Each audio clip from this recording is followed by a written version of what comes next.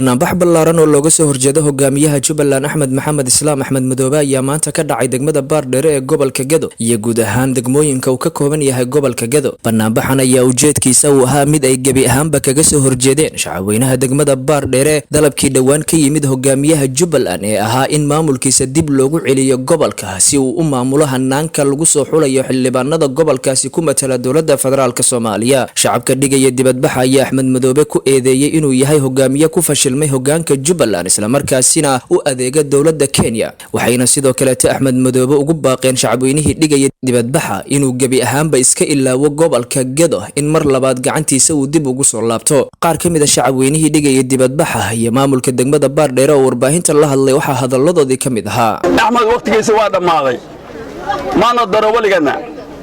marka hore waxa Jubbaland way diiday, baarlamaanka Soomaaliya waa diiday, xasan sheekh baa sharciyeeyay. haddana kismaayo markaan tayna doorasho kama dhicin, farmaajo sharciyeeyay. beesha caalamka iyo dowladda federaalka waxa u sheegaynaa Axmed annaga waxaanu naqaanaa qawlaysato, maamulkiisa ma naqaano, kuwa la socdaa ma naqaano, nin shisheeye u adeegayaan u naqaanaa. mana yeelayno kufsi dambe iyo dhibaato iyo dulqaad intaan hanoocaad. waxaa kaloo intaas dheer awba annagu sawir baan ku noolayn 20 sano Soomaaliya dawladda ka jirta gobolka waxaa ma soo gaarin. waxa laga soo bilaabo Cabdiqaasin wada lagama dhisin, istaal lagama dhisin, jid lagama samayn, iskuul lagama dhisin, samir baan ku dhaqnayn. dulqaadda ma waa naga dhammaaday. haddana reer Gedo ahaan ahay Axmed Madoobe Gedo miduu la rabay uu ku sameeyay wax u dhiman oo lagu samayn lahaa male. ciyaalka naga buu laayay, habaartaan uu hoobiye noo qaybiyay, caruurtanadii buu laayay, haweenkii buu naga laayay, dadka naga buu iska hor keenay. Gedo inay dhibaatadan ka dhacdo oo dagaallo ay ka soo cusboonadaan weligaas wuu nala rabaa, waana ogeyn, annaga waa ku ogeyn. Axmed Madoobe waa nin Kenyaan ah, nin Soomaali ah ma ahan. uhuru aqligiisa ku shaqeeya, dawladuna way ogtahay waxay indhaha uga saabarayso, ma garanayo inuu Kenya la shaqeeyo. uhuru way ogyihiin. annagu waxaan go'aansanay haddaan reer Gedo nahay inaan iska celino Axmed Madoobe iyo Kenya iyo waxay wataan. madaxweynuhu waa madaxweyne Soomaaliyeed, laakiin wixii jar uu sheegay wuxuu jira ninkii sheega waxba ma hebel uma ihid lama leh. ninka alxamdulillah wuxuu sheegay inaysan Axmed Madoobe heshiis lahayn. annagu Kenya iyo Axmed Madoobe iyo canaasirta annaga aan dhalniba midna ma rabna, waa la dagaalamayna. war soo ballan ma aha inaan la dagaalno Axmed Madoobe iyo Kenya. aan dawladda Soomaaliya ka rabnaa gobolka Gedo dadkiisu isku tashaday, Axmed Madoobena ma hoos tagaan. xilli kale oo la gaarin Allah na gaarsiiyo. laakiinse maanta maamulka Axmed Madoobe oo gacan ku rumiska ah oo kaligii talisnimada kuma hoos tagno, mana nagu matalo, wax kastoo la soo dhoobana ka yeeli mayna. dawladdan waxaan ka codsanaynaa inay ka xoreyso oo aan ka wada xoreyno labada jubbo oo cadawga haysta. cadawgana waa cadow dibadda ah, ma aha cadow gudaha annaga. al-shabaab oo dawladda dibadda ay keeneen iyo Axmed Madoobe maamulkiisa oo Kenya gacanta ku haysa. Kenyana waad ogtiin maanta qadiyaddanada meel ay marayso inay dadkii soo hubaynayso. ilaahay baa linku dhaariyay ninka inta Kenya ka soo duulay dadkii maatada ahaa ee reebada xaawalaayay ayaan maanta inta shir dhowsan mareeb looga leeyahay soo saara qadiyad Soomaaliyeed iyo horumar Soomaaliyeed. taas ma sax bay noqonaysaa? wax sax ah oo aan ka yeelayna miyay noqonaysaa? ayadoo Kenya lala jiro oo taangi gadaal laga taagan yahay cadow uu leeyahay miyaan rabnaa inaan hana maamulo? taas waan diidnay, mana ka yeelayno, mana ka yeeli doonno. adeero wax kasta oo adiga aad damacsan tahay soo daawaan ku leenahay. dawladana faraha kala baxda haday gobolka Gedo soo direysana u soo dirto. haddaan nahay gobolka Gedo iyo bulshadii ku noolayd waa diidnay arrintaas. ma doonayna Axmed Madoobe, ma doonayna Kenya, ma doonayna Axmed Madoobe. waxaan leenahay madaxweynaha ummadda Soomaaliya Maxamed Cabdullaahi Maxamed Farmaajo. Axmed Madoobe wuxuu gobolka Gedo ka qaadi lahaa ka wareeg. annaga diyaar u taagan Axmed Madoobe ha soo socdo.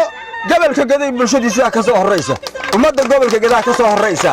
waxaa mar labaad iyo mar saddexaad ku celinayaa madaxweynaha qaranka Soomaaliya Maxamed Cabdullaahi Maxamed Farmaajo ha ka wareeg Axmed Madoobe iyo Kenya. bal waxay ka qaadaan gobolka Gedo aan aragna. waxaan u sheegaynaa xildhibaanadaas ka fadhiyo inay nala qaataan arrintaas kuwa annaga na matalo gobolkeeda matalo saacadda wixii ka dambeeya xilka waa ka qaadaynaa haddayna taageer xilka waa ka qaadaynaa waxaa weeye waxaad ogtihiin maalmahan oo dhan iyo meel kastoo la iskugu tago oo looga hadlaayo danaha Soomaaliya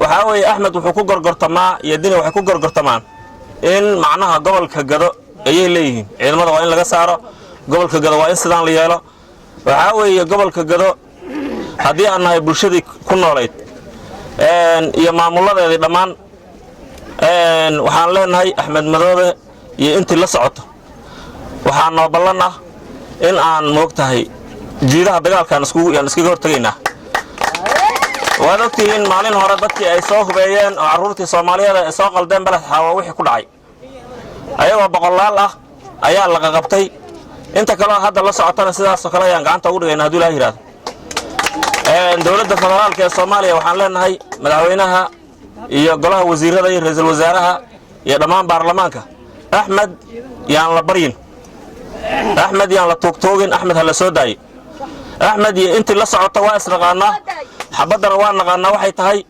waana naqaanaa insha Allah taala waana ka guuleysanaynaa ugu dambeyn gudoomiye ku-xigeenka amniga iyo siyaasadda degmada Baardheer Axmed Xiish Cartan oo dibadbaxayaasha la hadlay ayaa ugu baaqay shacabka gobolka Gado in ay la dagaalamaan Axmed Madoobe isla markaasina ay hal meel uga soo wada jeestaan ninka la yiraahdo Axmed Madoobe hadda anagana ku mashquulnaa Axmed Madoobe waa isdaynay waa ka tashanay dib dambe iskuma soo noqoneen insha Allah dib dambe iskuma soo noqoneen Axmed Madoobe waa isdayn yaana ku mashquulin marka yuusan problem nagu abuurin yuusan waacin Axmed Madoobe kaliya waxaan naga rabaa waxay tahay tala inaan u jeedino madaxda qaranka Axmed tala qaran lagama sugaayo tala dawladnimada lagama sugaayo annaga oo reer Jubbaland ah yaa taladaas ayada ka weynay hore baan uga weyn mid qaran inuu keenana lagama yaabo ha ku mashquulina dalka iyo dadka adinkay tala idinka sugayaan waxaa nasiib darro ah in intaan la fadhiyo intaasoo maalmood la fadhiyo meesha la yiraahdo